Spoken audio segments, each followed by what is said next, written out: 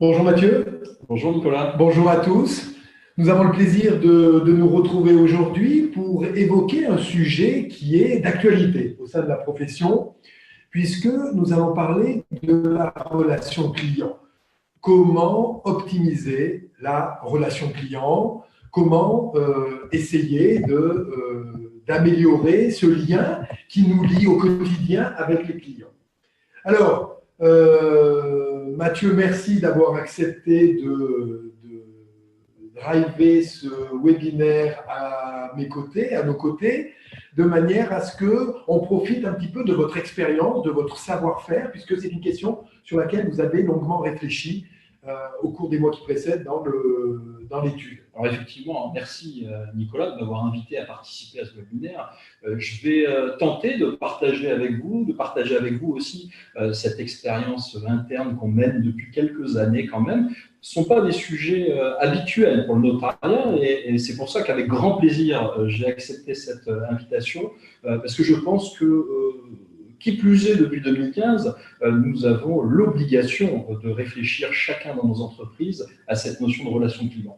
Donc, on va y réfléchir ensemble pendant cette petite heure. Alors, on va y réfléchir ensemble également avec nos internautes, puisque vous allez pouvoir, tout au long de cette heure que nous allons passer ensemble, poser vos questions auxquelles nous aurons plaisir avec Mathieu à répondre. Alors, pour poser les questions, on m'a bien expliqué comment il fallait que je vous explique. Vous avez un petit icône en bas de votre écran sur lequel il vous suffit de cliquer et vous allez pouvoir poser des questions qui apparaîtront sur un écran que nous avons en parallèle et que nous pourrons ainsi traiter. Alors c'est interactif, n'hésitez pas, parce que, comme l'a dit Nicolas, nous allons avec plaisir répondre à vos questions, nous allons surtout tenter de répondre à vos questions. C'est ça, on espère qu'elles ne seront pas trop difficiles pour nous. Alors, Mathieu, comment optimiser la relation client? Ça signifie quoi tout d'abord? Est-ce que cette relation client, c'est simplement finalement, j'ouvre l'étude le matin, je mets de la lumière et le client, parce qu'il va voir qu'il y a de la lumière, parce qu'il a une question à poser à son notaire, va venir. Est-ce qu'aujourd'hui, en 2019, dans ce premier quart du XXIe siècle, on peut encore traiter la relation client de cette manière? Alors oui, ça, Nicolas, vous le dites très justement, ça c'est la relation client du 19e siècle. Il n'y a aucun doute, le client usager du service public notarial, il voit de la lumière dans l'étude, il va franchir la porte, puisque nous sommes le seul conseil de proximité auquel il a accès. Mais aujourd'hui, c'est plus ça, la relation client, on le sait. On le sait que c'est plus ça depuis plusieurs années. On n'a pas attendu la loi croissance d'ailleurs pour en prendre conscience. On sait qu'aujourd'hui, le client, il est sollicité par beaucoup de prestataires de services, quels qu'ils soient. Il est sollicité également par les plateformes web. Le client, il a beaucoup de façons de pouvoir appréhender l'information juridique, l'information notariale même. Donc la relation client, c'est pas ça. La relation client, c'est déjà aller communiquer avec son client. Pour communiquer avec son client, il faut mener une réflexion interne. Il faut déjà se dire, en interne, est-ce que nous avons envie, nous les associés, avec nos collaborateurs, toujours impliquer les collaborateurs dans ces décisions, dans ces choix, est-ce que nous avons envie de mener à bien un projet de relation client?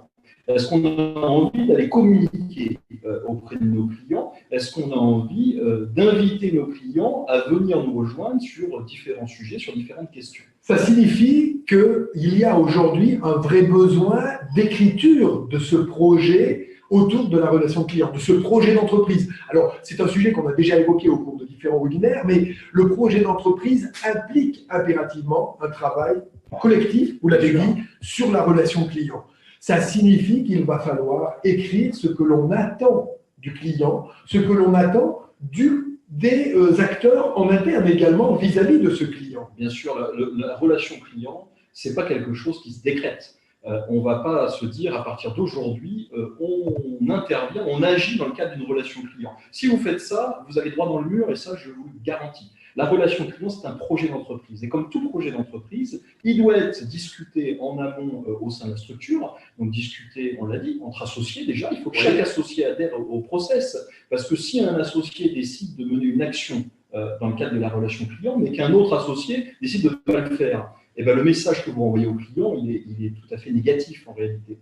Vous allez mettre à jour les conflits internes, les problématiques de vision de votre métier, et du coup, vous allez avoir une contre-productivité de cette démarche mise en place. Oui. Pareil avec les collaborateurs. C'est ça. Ce que dit Mathieu est extrêmement important. C'est-à-dire que quand une décision est prise, elle doit emporter l'unanimité. C'est-à-dire que tout le monde doit adhérer à cette idée, car s'il y a quelqu'un qui va en opposition avec cette stratégie qui a été mise en place, ce que va retenir le collaborateur, ce que va retenir le client, c'est simplement la tension et la distension qui existe au sein de l'étude. C'est ça qui va apparaître. Et ça, c'est extrêmement négatif. C'est contre-productif. Exactement. Évidemment. Et là où cette démarche-là, elle est là pour apporter du plus à l'entreprise, ben, si vous êtes dans une démarche contre-productive, évidemment, vous percevez, on apportera du moins.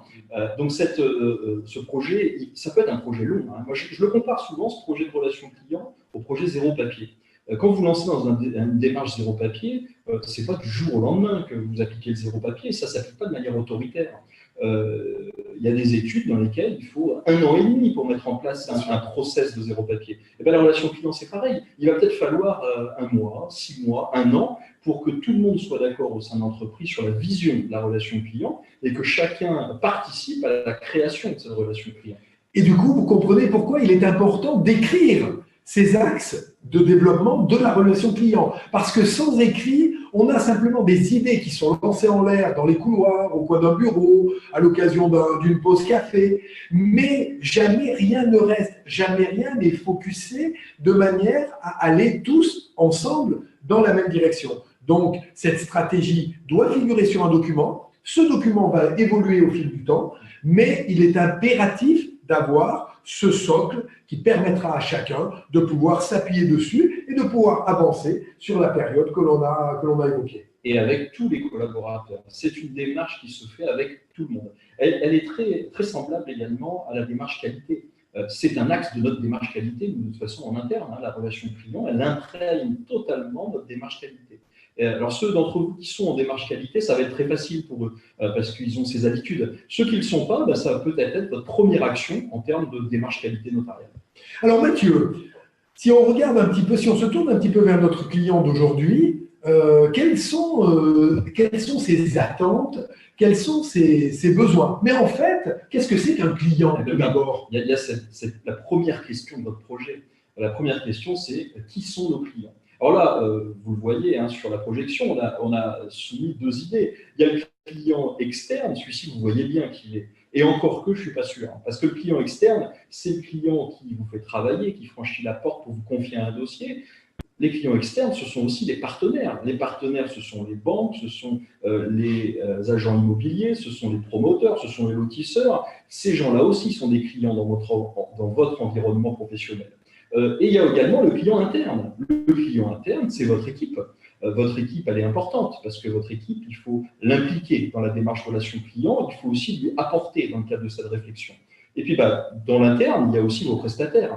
Votre prestataire informatique, il y a votre prestataire logiciel, il y a photocopieur, effectivement. Eux aussi, ce sont des clients internes. Donc, c'est important de bien définir les contours de votre démarche et de définir ensuite les actions correspondant à chacun des clients que vous avez identifiés. Voilà encore pourquoi il est important de se poser, de prendre un peu de temps pour définir, parce que les approches ou les actions que l'on va lancer ne seront pas forcément les mêmes pour les clients internes, pour les clients externes. Pour les clients internes, entre les collaborateurs et les partenaires, comme le disait très bien Mathieu, on ne va pas forcément avoir la même approche. Donc, il faut que ça aussi, ça soit défini de manière très claire. Et il faut surtout n'aille pas impacter de façon négative une autre typologie de client. Je vais vous donner un exemple simple. Vous prenez une action telle qu'on l'a fait nous dans le cadre de notre démarche, de réactivité vis-à-vis du client particulier qui veut signer une promesse de vente. Dans le cadre de notre relation client, on a mis en place un process de réactivité. Sauf que cette réactivité, elle va avoir un impact sur une autre typologie de client, le client interne, le collaborateur. Donc, il faut impérativement, quand vous prenez cette décision, quand vous faites ce choix stratégique, de le faire avec les collaborateurs, avec votre client interne, pour que le choix que vous faites, si vous dites la promesse de vente, elle doit être signée à J+5, J étant le jour de rentrée du dossier à l'étude, si vous faites ça, vous allez au clash avec le client interne, avec le collaborateur, on est tous d'accord. Donc il faut mener cette réflexion avec. Vous comprenez pourquoi tout à l'heure en introduction, avec Mathieu, on expliquait qu'il était important que tout le monde aille dans la même direction dans le cadre de cette stratégie. Car sinon, instantanément, les dysfonctionnements ou les grains de sable qui vont pouvoir être parsemés, soit par des associés récalcitrants, soit par des collaborateurs même qui vont mettre des freins, parce que ça va les dépositionner de leur zone de confort, eh bien, vont vouloir freiner sur ces axes-là. Et automatiquement, le client va recevoir l'impact. Et oui, parce que quelles sont les attentes des clients aujourd'hui? C'est pas très compliqué en réalité. Là, je parle du client particulier, le client externe particulier.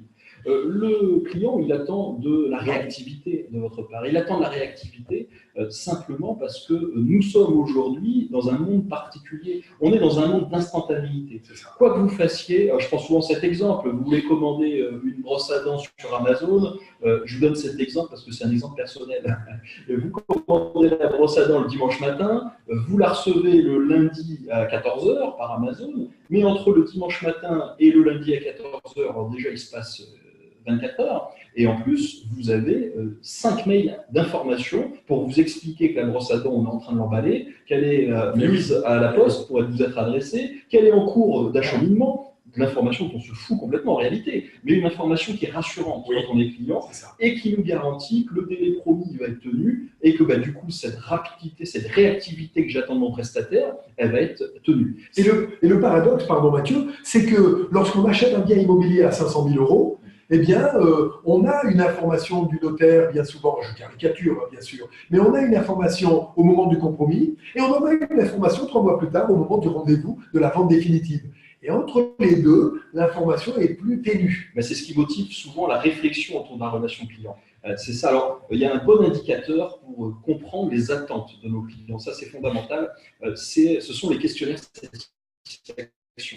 Alors, il y en a qui sont mis en place par la profession, ils sont intéressants, ils ne sont peut-être pas toujours tout à fait pertinents sur ce qu'on recherche dans cette information. Nous, on les avait utilisés en interne au début, parce qu'il faut bien commencer à créer un lien avec ses clients. Puis après, très rapidement, on a utilisé nos propres supports, parce qu'on s'aperçoit que quand on questionne le client, en fait, les questions qu'on met à votre disposition sur le portail, elles sont peut-être pas suffisantes. Et une fois qu'on a pris cette habitude de communiquer avec nos clients, on a envie d'en savoir encore un peu plus en se disant mais comment je vais réussir à les satisfaire autrement? Et c'est cette information qui permet de faire des choix stratégiques dans votre entreprise. Alors, il y a un autre élément dont il faut tenir compte impérativement, vous le voyez dans le 3e alinéa de notre slide, c'est cette nouvelle génération de clients. Quand on dit clients, encore une fois, n'oubliez pas, c'est clients internes et clients externes. Nouvelle génération de clients, ça signifie qu'on a en face de nous des personnes de la génération Y, de la génération Z, de la génération X par définition. Et les attentes et les besoins de ces générations sont complètement différents de notre génération, de la génération de Mathieu, par définition. Donc ça signifie qu'il faut que vous ayez ce temps de compréhension de ces nouveaux besoins qui existent, car quelqu'un qui est de la génération Z a besoin d'une information très numérique, si je puis dire, très nouvelle technologie, très instantanée, très immédiate, alors que quelqu'un de la génération X n'a pas ce besoin-là. Ça c'est intéressant ce que vous dites, Nicolas, parce que justement, la société, elle évolue très vite. Elle évolue très vite dans sa philosophie et dans les outils également qui sont mis à disposition. Sauf que nous, on fait un métier qui n'évolue pas. C'est ça. Notre acte, il n'évolue pas. L'acte authentique, en tout cas, ce principe, ses fondements, le travail qu'on fait au quotidien, lui, c'est un travail inscrit dans l'histoire. Sauf qu'il faut qu'on casse cette barrière entre la tâche qu'on réalise, entre le produit, n'ayez pas peur des mots, le produit qu'on propose au client et la façon de le proposer. Et la seule marge de manœuvre qu'on a, c'est justement de recoller au client grâce à cette démarche de relation client et casser la rigidité de notre fonction, grâce à notre relation client, la réflexion de la relation client et à nos outils. Et si on se penche une seconde sur le client interne, cette fois-ci sur le collaborateur, n'oubliez pas que vous ne garderez jamais vos collaborateurs si vous n'avez pas cette compréhension parfaite de son besoin, de ses attentes, de sa vision du travail. Et les choses changent, les choses évoluent. Aujourd'hui, quelqu'un de la génération Z, à 18h, bien souvent, il vous dit, mais je rentre à la maison parce que j'ai une autre vie derrière. Ce qui n'était pas le cas bien souvent dans les générations précédentes. Eh bien ça, il faut l'accepter. Par contre, ce que je dis souvent aux collaborateurs, c'est je vous veux à 200%, de 8h à midi, de 14h à 18h. Mais c'est la plage horaire pendant laquelle les collaborateurs doivent travailler et sont payés pour travailler. Donc ça, c'est des éléments dont il faut tenir compte et qu'il faut impérativement que nous ayons en tête pour bien manager nos équipes comme nos clients. Tout à fait. Alors, si on poursuit un petit peu notre investigation, Mathieu l'a évoqué très succinctement tout à l'heure sur la satisfaction, sur la fidélisation des clients. Comment mesure-t-on cette satisfaction? On l'a dit un petit peu avec le questionnaire, Mathieu. On l'a évoqué, le questionnaire satisfaction, ça me semble être le meilleur outil pour ça. C'est le meilleur outil parce que dans nos process, on peut l'inclure, ce questionnaire. On a beaucoup de moments d'ailleurs où inclure ce questionnaire. Ça peut être au moment de la signature, le notaire qui remet un petit questionnaire rapide au client. Alors c'est jamais très simple de le faire en live, on n'est pas très à l'aise, c'est pas nos habitudes. Nous, ce qu'on a décidé de faire, c'est la formaliste en fait qui envoie par mail ce questionnaire satisfaction à tous les dossiers, puisque la formaliste, elle a en main tous les dossiers d'études, et donc à chaque fois qu'elle a en main un dossier, sa première action, c'est d'envoyer le petit questionnaire de satisfaction. Par mail, ça ne vous coûte rien, ça prend à peu près 5 secondes à la formaliste pour le faire, et la seule chose qui va demander un petit peu de temps, c'est le retour du questionnaire et l'analyse du questionnaire. Mais ce temps, il est important, parce que ce temps, justement, il est utile pour la relation client. Donc ce n'est pas un temps perdu en réalité, c'est un temps utilisé pour justement améliorer notre relation client. Et vous le voyez, là encore, on est dans une dimension dans laquelle on a associé des collaborateurs, alors c'est les formalistes chez Mathieu, ça peut être l'accueil, le standard, qui est en lien très étroit avec le clerc directement, bien sûr. C'est à votre choix, c'est à votre initiative. Mais encore une fois, l'équipe est associée à cette dimension de relation client et à ce besoin. Je vais vous donner une anecdote. Nous, au démarrage de cette formalité, on l'avait fait faire au clerc. Donc les clercs, une fois que le dossier était signé, la première démarche qu'ils devaient réaliser, c'était envoyer le questionnaire satisfaction client au client. Et puis on s'est aperçu que ça ne marchait pas. Ça ne marchait pas simplement parce que le collaborateur, quand il a un dossier qui ne s'est pas très bien passé, il a la tendance à ne pas envoyer le questionnaire satisfaction client. Sauf que ce qui est utile pour l'entreprise, c'est justement le client avec qui ça s'est mal passé. Donc d'avoir des questionnaires très positifs avec des notes de 10 sur 10 en permanence, quand on est arrivé en fin d'année et qu'on a vu qu'on avait 100 sur 100, parce que c'était noté sur 100, on s'est dit il y a un problème. Parce que c'est pas possible d'avoir 100 sur 100, on est bien d'accord. Non, ça c'est important ce que vous dites Mathieu, parce qu'il faut également dans l'entreprise savoir accepter le fait que nous ne sommes pas parfaits, nous sommes humains, et il y a des erreurs qui vont être commises, il y a des imperfections qui vont se glisser dans le process et qu'on va devoir les protéger. Alors, on a une première question, quelqu'un qui nous interroge pour savoir quel est le taux de retour de ces questionnaires de satisfaction. Alors ça, c'est une très bonne question, effectivement. Il y a beaucoup de déceptions autour de ce taux de retour. On est grosso modo sur les bonnes périodes, on va être à 35% de taux de retour.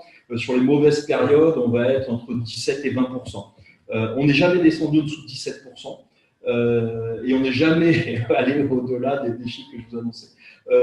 Maintenant, c'est quand même satisfaisant. Parce que quand on est dans des bonnes périodes de retour, on a quand même une analyse qui est pertinente, puisqu'on va avoir un client sur 3, grosso modo, qui va répondre à notre questionnaire. Ça permet d'avoir une pertinence. Alors, dans la relation client et dans la communication, ce que dit Mathieu est important également, c'est-à-dire qu'il faut accepter finalement que tout le monde ne soit pas enthousiaste au fait qu'on lui ait transmis un questionnaire de satisfaction.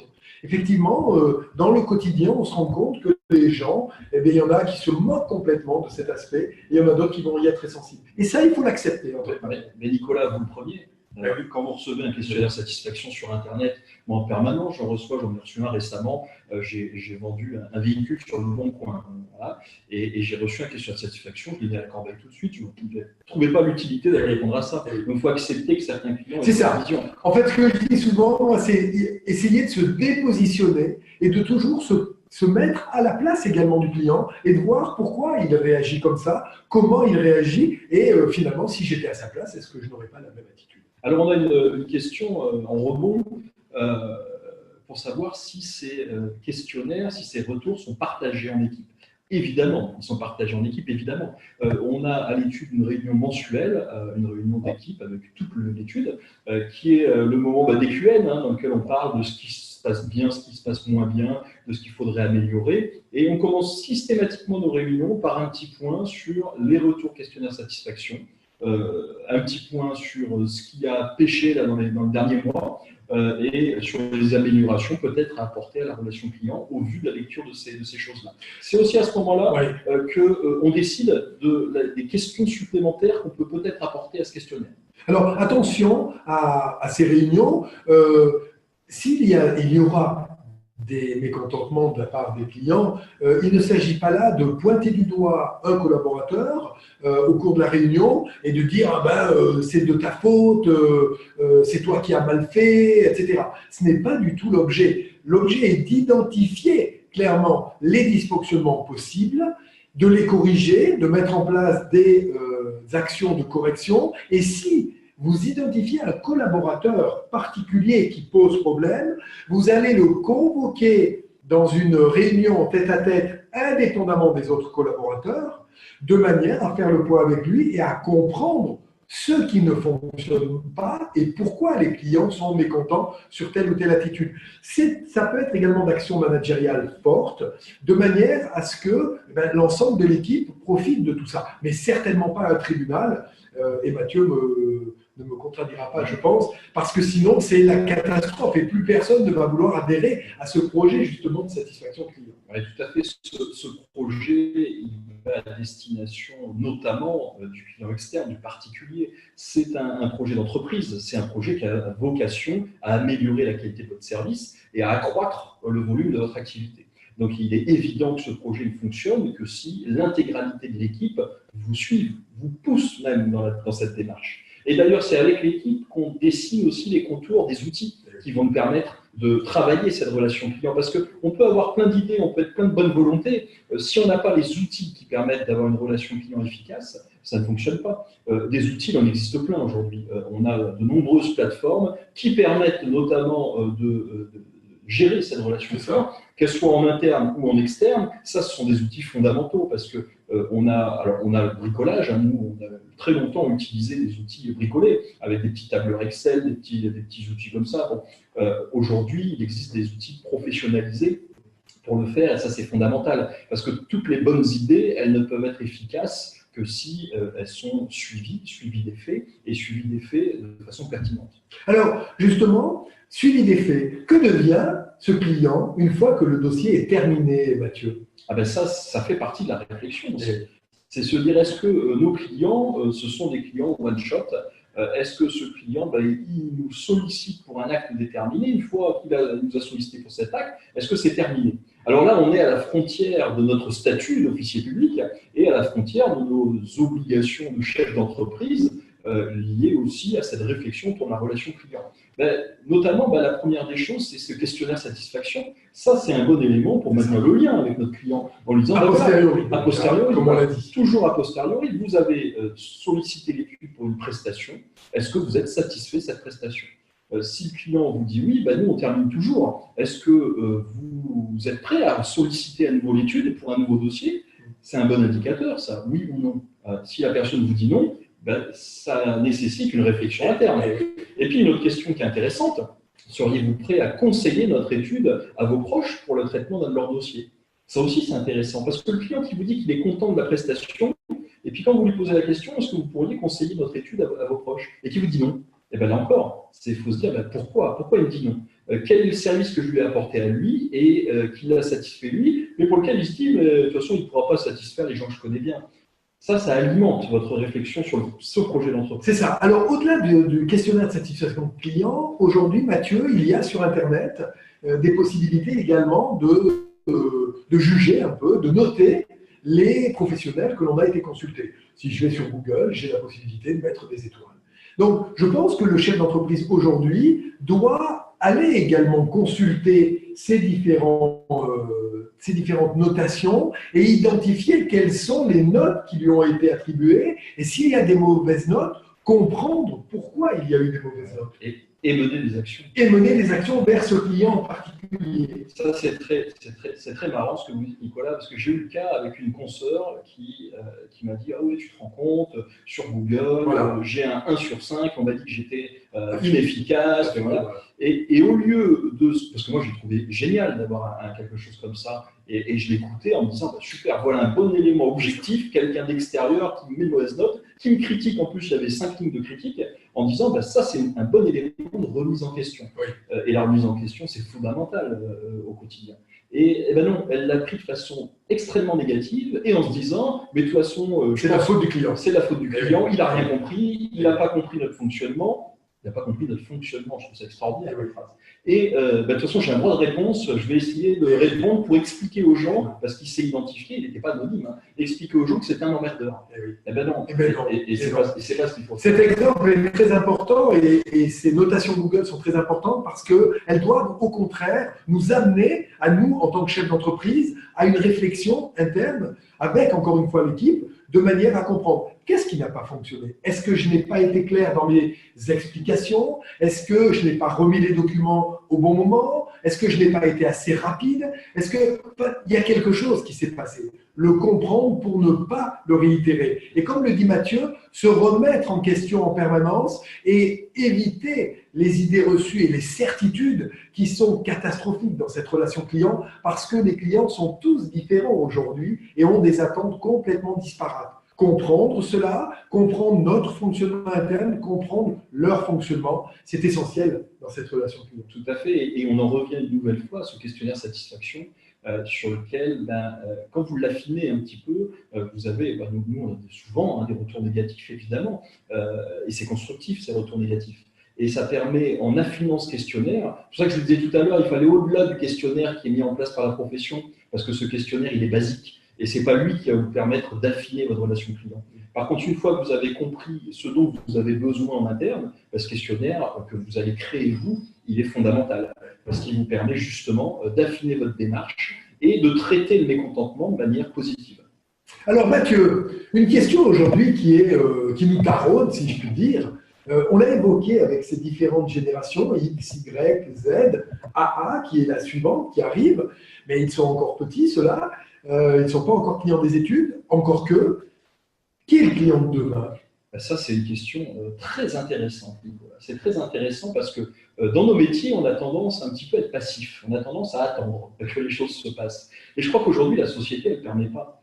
On le voit que la société, elle évolue chaque jour et que chaque mois, on a une nouveauté qui sort, on a quelque chose de nouveau qui arrive, un fonctionnement du client nouveau qui arrive. Ce qu'on vit aujourd'hui avec l'interactivité de la relation client, avec les nouveaux besoins des clients, avec cette instantanéité dont on parlait tout à l'heure, on ne l'a pas vu venir, ça. On l'a perçu sur la communication, parce qu'on s'est bien aperçu que depuis 20 ans, les clients étaient de plus en plus demandeurs d'informations, de mails, de téléphones, de ces choses-là. Mais on n'a pas perçu l'instantanéité au point où elle est arrivée aujourd'hui. Il est impératif d'anticiper le client de demain. Oui. Et le client de demain, il est impératif, chacun dans vos zones géographiques, de commencer à vous poser la question, comment mon client de demain va-t-il réagir? Nous, on s'est posé cette question aussi en interne en se disant, ça fait à peu près 15-20 ans qu'on se prépare, qu'on grossit. Qu'on grossit en se disant, le client de demain, il va chercher une grosse structure rassurante, réconfortante.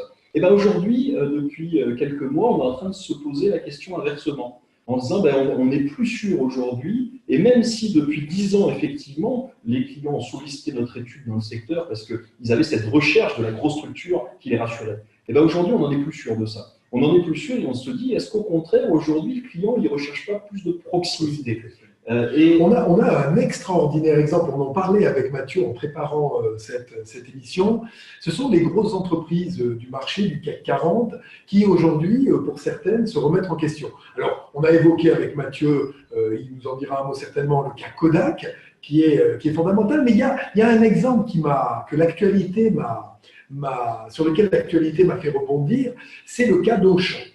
Auchan qui a grossi, un groupe qui a grossi considérablement avec des hypermarchés de plus en plus vastes. comme le dit Mathieu, de plus en plus énorme et qui n'a pas vu arriver le retour d'activité qui revient sur de la proximité des mini-épiceries qui sont dans le quartier, qui se réimplantent dans les quartiers. Alors, le groupe Casino a fait ça, les différents groupes, le groupe Carrefour fait ça, etc. Et je trouve que, n'oubliez pas qu'à une époque, on avait une épicerie tous les 20 mètres dans les villes. Ces épiceries ont disparu au profit des grandes surfaces et qu'aujourd'hui, on revient sur de l'épicerie de proximité. Et donc, la remarque de Mathieu sur la transformation de ce client et de ce client de demain est extrêmement importante et on le voit dans notre quotidien, les attentes sont nouvelles. Alors c'est exactement ça. D'ailleurs, moi qui m'occupe à l'étude que du droit des affaires, je l'ai très souvent constaté. Là, depuis 3-4 ans, on a le Leclerc, Intermarché, Lidl qui baissent petit à petit en chiffre d'affaires. Par contre, les 3 petites supérettes qu'on va avoir, nous, dans le cœur de ville, elles montent en flèche. Et là où les autres baissent de 5%, 10% de chiffre d'affaires, les petites surfaces augmentent de 30% de chiffre d'affaires par an, parce qu'effectivement, on a cette consommation de proximité. J'ai un autre exemple qui est flagrant aussi, c'est en pharmacie. Vous savez que les pharmacies, elles s'effondrent depuis 10 ans, elles s'effondrent encore plus même depuis 2015. Et ben, il y a 10 ans, j'avais des clients qui se lançaient dans l'herboristerie et la pomaderie, donc avec le pharmacien qui ouvrait toute une partie de sa pharmacie à l'herboristerie et à la pommade. Des activités qui ont existé par le passé et qui étaient devenues obsolètes. Tout à fait. Et alors, quand il m'avait parlé de ce projet, j'avais dit, moi j'ai un petit doute quand même, parce que tout le monde a arrêté, il y a peut-être une raison, il faut peut-être se poser la question comme ça aussi. Et bien aujourd'hui, lui, il a explosé. Et aujourd'hui, sa pharmacie, elle est en très bonne santé. Là où les pharmacies d'autour, elles aussi, sont en train de plonger et où ils sont en train de demander à l'ARS le déplacement de leur pharmacie pour sortir des villes, pour aller dans les galeries marchandes. Ben, moi, ma petite pharmacie qui avait ouvert son herboristerie, ses huiles essentielles et ses pommades, elle explose. Et aujourd'hui, elle va se revendre. Elle va se revendre à un prix qui défie toute concurrence, alors que les autres ne trouvent pas de repreneurs. Et vous comprenez pourquoi nous pensons avec Mathieu fortement que cette stratégie, elle doit être écrite, elle doit être réfléchie, elle doit être pensée, elle doit être mise sur la table de manière à ce que les idées ne se perdent pas dans les couloirs, dans une discussion, dans une conversation. C'est essentiel de poser les choses de manière à répondre aux questions qu'on a évoquées. Oui, parce que ce que je vous dis là, ça fonctionne chez moi. Chez moi, pourquoi? Parce que la Drôme, c'est le premier territoire bio de France. On a des AMAP très actifs, on a un commerce local très actif. On a un circuit court qui est dans la philosophie des Dromois. Et le département est réputé pour ça. Je ne suis pas certain que ce que je suis en train de vous expliquer là avec mon pharmacien herboriste, ça marcherait dans la Sarthe ou en Charente-Maritime. Absolument. Je ne suis pas certain. Et c'est pour ça que je vous disais, que ces réflexions elles soient menées dans chacun de vos bassins géographiques. Et la relation client, elle dépend véritablement de votre positionnement. On a un concept global, effectivement. On le voit aujourd'hui avec les plateformes web, avec Amazon et autres, qui, entre nous soit dit, sont à mon avis aussi des plateformes avec une vision à court terme, avec un modèle économique qui doit se renouveler régulièrement. Mais nous, on a aussi cette obligation de mener nos réflexions au niveau local. C'est très important ce que vous dites, Mathieu, et j'avais une conversation il y a quelque temps avec une de nos consoeurs qui évoquait la question de la rémunération du conseil et qui, dans une petite zone rurale, a mis en place un conseil payant. Et elle l'a fait pendant une année. Et autour d'elle, les confrères en zone urbaine l'ont mis en place, ça marche bien, etc. Et elle, qu'est-ce qu'elle a constaté? Elle a constaté que dans son bassin d'activité, le fait d'avoir mis en place une rémunération payante sur le conseil avait fait diminuer considérablement la demande de conseil. Donc, qu'est-ce qu'elle a fait? Elle a arrêté la mise en place au bout d'1 an. La mise en place de cette rémunération du conseil et qu'est-ce qu'elle constate instantanément? Une recrudescence de demande de conseil. Donc, ça veut dire quoi? Ça veut dire que Mathieu a parfaitement raison. Ça veut dire qu'il n'y a pas une vérité qui va s'appliquer sur l'intégralité du territoire. Ça serait tellement bien et tellement simple. On ouvrirait le guide et on appliquerait les règles et ça fonctionnerait à tous les coups. Non. Il y a un besoin de compréhension de son marché, de sa zone, de l'activité, de son environnement. Et une fois qu'il y a cette compréhension, la stratégie peut être mise en place et les actions peuvent être mises en place.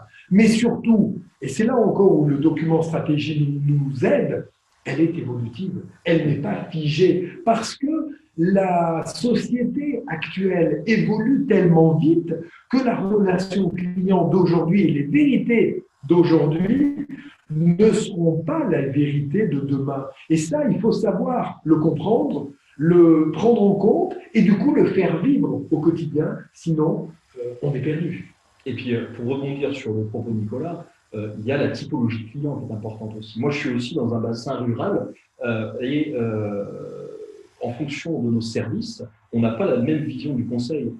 Moi, mon conseil aux chefs d'entreprise, il est toujours payant. Et mes chefs d'entreprise, même dans mon bassin rural, ils payent le conseil sans rechigner. Et puis des fois, ils payent même cher parce que le travail que je réalise est chronophage et donc il est facturé et en qualité, merci, je suis pas sûr. Et il est facturé en fonction. En revanche, mes confrères qui sont plus ciblés et typés sur le particulier, mon service droit de la famille, ils ne facturent pas le conseil parce que nos clients agriculteurs notamment, ils ne seraient pas prêts à payer du conseil. Et ils n'ont pas envie d'être dans cette relation-là avec le notaire. Là, aujourd'hui, on est mardi. Le mardi matin, chez nous, c'est le marché. Et ben, le jour du marché, on a un de nous qui reçoit gratuitement à la volée tous les gens qui se présentent. Donc, toutes les 5-10 minutes, on a quelqu'un qui est reçu. Ce sont des consultations très courtes. C'est gratuit et c'est à la volée. Et ça, les gens de notre bassin, ils y tiennent impérativement. C'est une habitude. Ça s'est toujours fait comme ça depuis des dizaines, voire des centaines d'années. Et ça, on ne peut pas leur enlever ce lien-là. Parce que si on leur enlève, on est sûr qu'on a 30% des clients qui viennent plus chez nous à cause de ça. Et oui. Et c'est là où ce besoin de compréhension du client est fondamental. Le client qui a toujours existé, comme l'explique Mathieu, le client d'aujourd'hui et le client de demain. Et cette compréhension-là, ce conflit de génération finalement permanent, eh bien, notre rôle, en tant qu'officier public, en tant que notaire, il est de savoir répondre, de pouvoir répondre à l'ensemble de cette typologie clientèle. Tout à fait. Alors, eh bien, on a évoqué un certain nombre de questions. On pourrait encore parler pendant de nombreuses heures de cette question relation client. Il y a encore tellement de choses à dire. Vous pouvez retrouver le replay de ce webinaire sur notre chaîne YouTube Fiducial. De manière, s'il y a des choses que vous voulez revoir, approfondir, etc.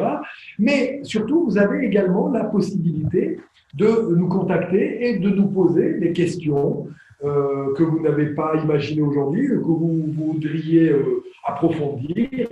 Vous pouvez lire sur le slide qui s'affiche, donc www.fiducial.fr/notariat, ou bien encore directement sur contact.notaire sans s@fiducial.fr. N'hésitez pas, nous sommes à votre disposition. J'aurai plaisir avec mes équipes à répondre. Si je n'y arrive pas, je contacterai Mathieu pour qu'il m'aide à répondre, puisque vous l'avez compris, c'est une de ses spécialités. Un grand merci pour votre attention, un grand merci pour votre participation à ce webinaire. Pour nous, ça a été un vrai plaisir. Merci Mathieu pour cette disponibilité et à très bientôt pour de nouveaux webinaires sur des questions que nous espérons toujours d'actualité. Merci encore et à bientôt. Au revoir. Au revoir. Au revoir Mathieu.